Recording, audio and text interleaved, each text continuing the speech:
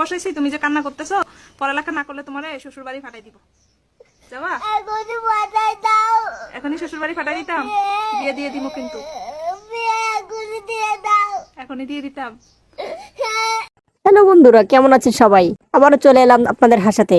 মন খারাপ থাকলে অবশ্যই এই ভিডিওটি আপনার জন্যই। হাতে কাজ থাকলে সামনে কি আছে সেটা কি দেখার আর সময় আছে? সামনে তো যেতেই হবে, যত বাধাই থাক না। আরে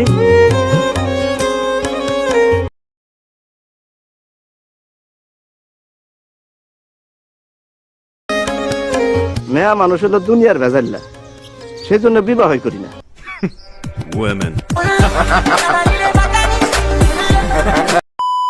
শ্বশুর বাড়ি যাবা গা?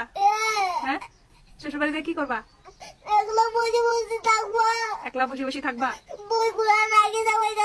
বইগুলো এখানে রাখি যাবা? শ্বশুর বাড়ি গেলে তো কাজ করা লাগবে, পারবা? শ্বশুর বাড়ি যাবো কিন্তু পড়ালেখা তবু করবো না।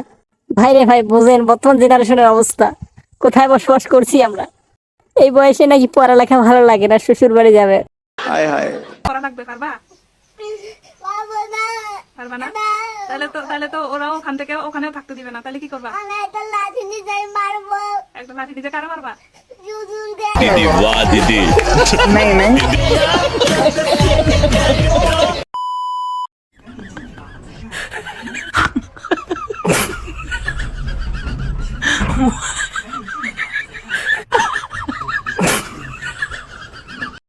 এরকম দেহ নিয়ে এখনো যারা চিলমুটে আছেন তাদের উদ্দেশ্যে বলছি, ভাই এখনো সময় হয়েছে, নিজেকে বদলান, নয়তো এই ভাইয়ের মতো আপনারও অবস্থা হয়ে যাবে।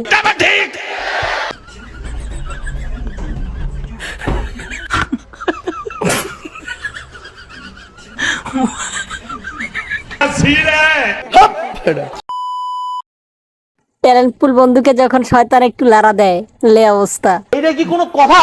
कौन है ये लोग, कहाँ से आते हैं?